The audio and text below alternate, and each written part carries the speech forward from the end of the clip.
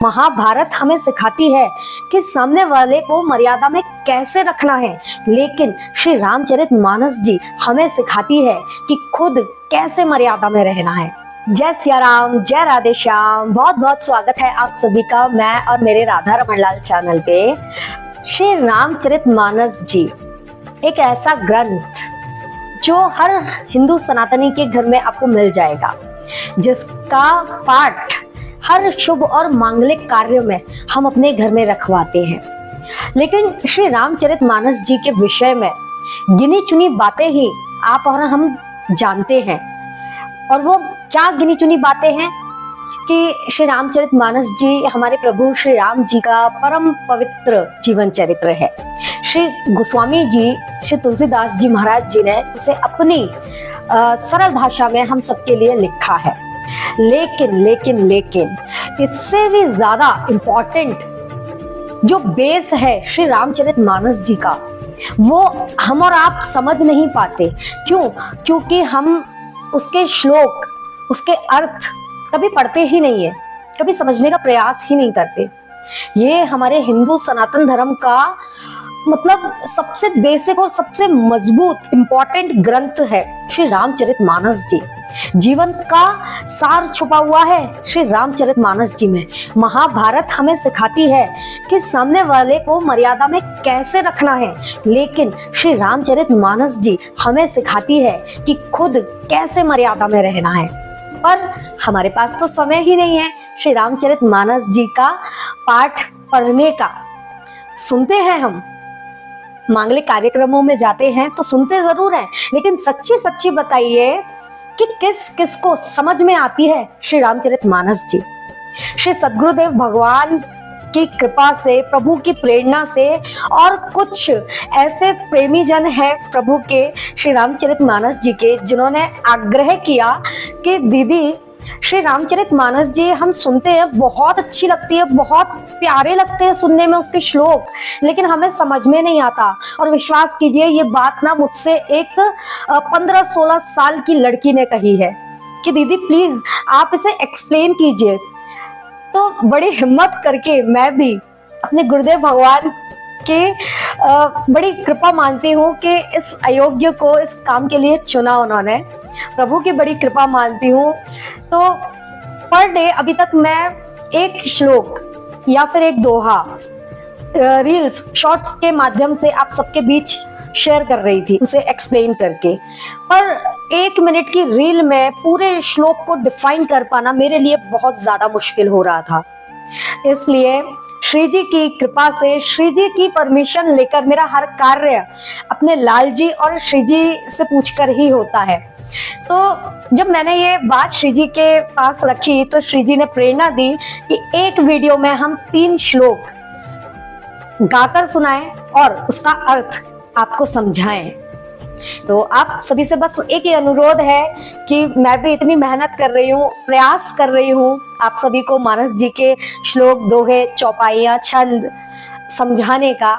तो मेरा सपोर्ट कीजिए, इस वीडियो को पूरा सुनिए, अच्छी लगे तो लोगों के साथ शेयर भी कीजिए। अभी तक शॉर्ट्स में जितने मैंने श्लोक शेयर कर चुकी हूँ, उसके आगे से मैं श्लोक आपको समझाने का प्रयास कर रही हूँ। दोहा नंबर 36 का पहला श्लोक, उससे हम आज अपनी इस लॉन्ग वीडियो का शुभारंभ करने जा रहे हैं। तो आशा है कोई भूल चूक हो जाए, कोई त्रुटि हो जाए तो मुझे क्षमा कर दीजिएगा और मेरा सपोर्ट कीजिएगा। वीडियो को लाइक करके कमेंट में जय सिया राम जरूर लिखिएगा, मेरा मनोबल बढ़ेगा थोड़ा सा।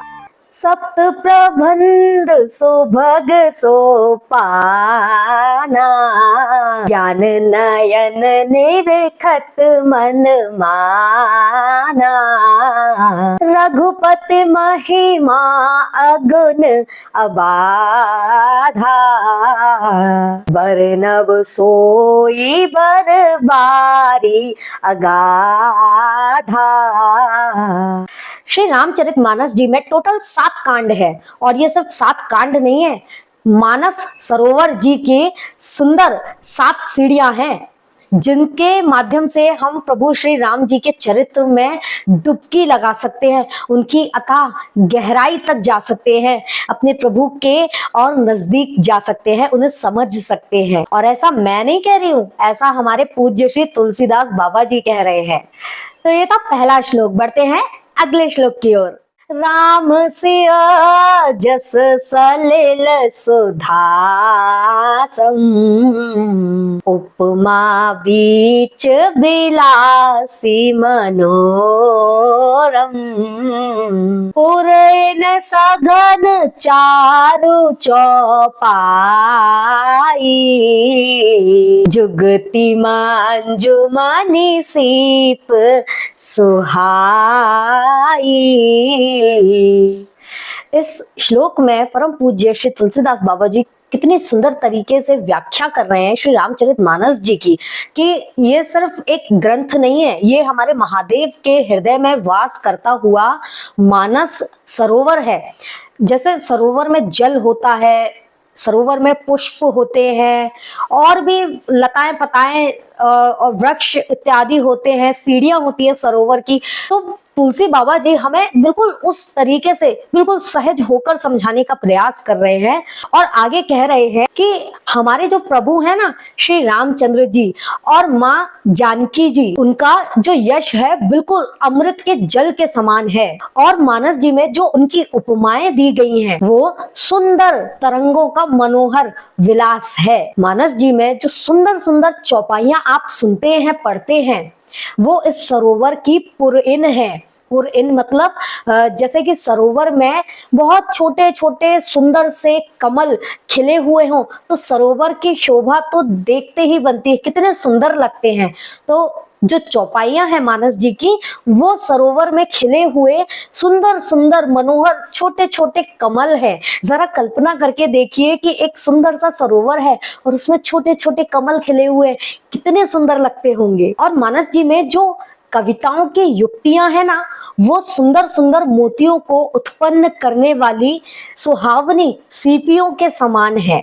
कितनी सुंदर है ना हमारी मानस जी, जरा सा कल्पना करके देखिए, आनंद आ जाएगा। छंद सोरठा सुंदर दोहा, सोई बहुरंग कमल कुल सोहा, अर्थ अनूप सुभाव सुभासा, सोई पराग मकरंद सुबासा।